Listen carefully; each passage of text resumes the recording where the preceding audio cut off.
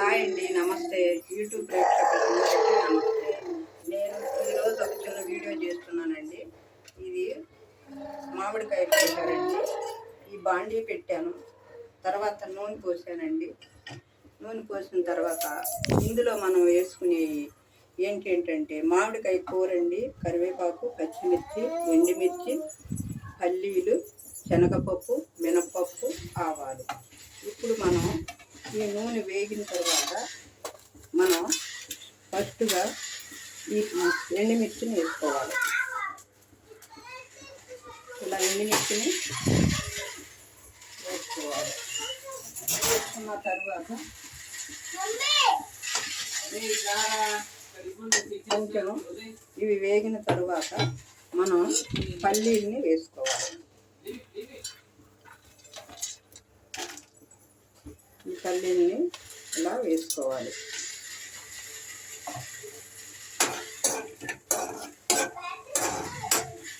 ఇలా వేగనిద్దాం కొంచెం.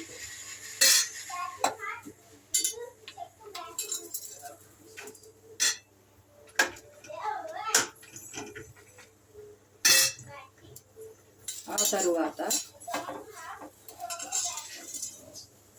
మినపపప్పు, పచ్చెనగపప్పు వేసుకోవాలి.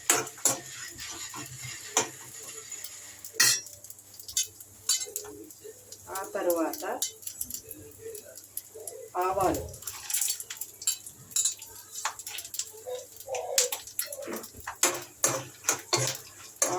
కొంచెం చిట్కటామన్నాక మనం ఇప్పుడు మిక్స్ చేసుకోవాలి. పచ్చిమిర్చి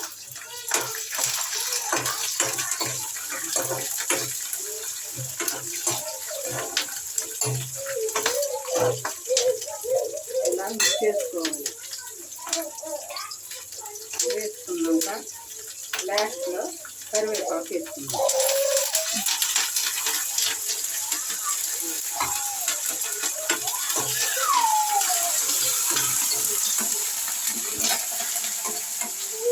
కరివేపాకు వేసుకున్నాం.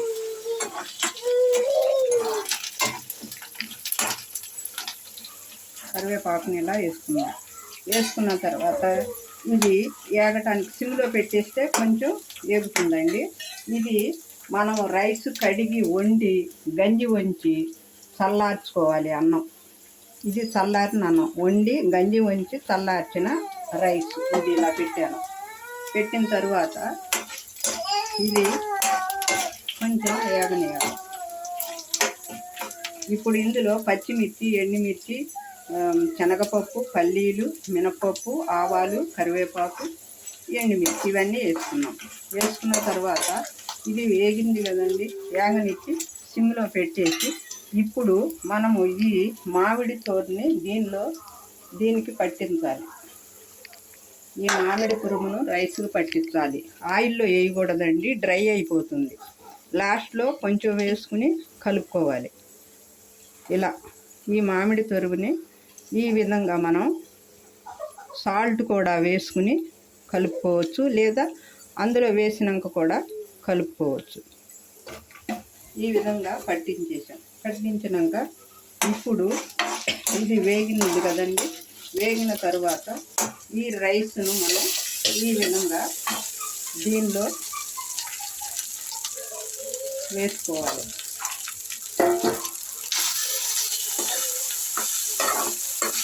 వేసుకున్నాక కొంచెం పసుపు కూడా యాడ్ చేయాలి.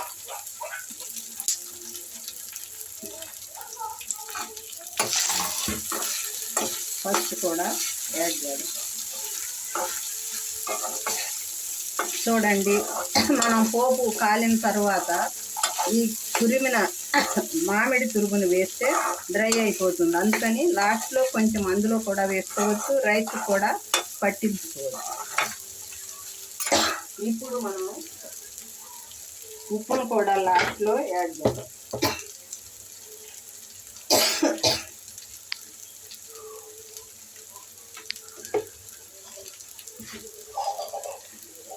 ఈ ఉప్పును కూడా ఇందులో వేద్దాం.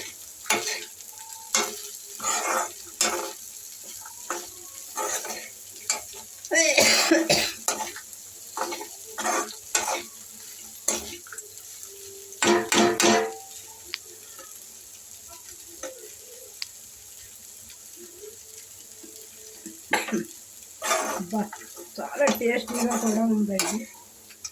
అయిపోయిందండి, స్టవ్ బంద్ చేసేసాను.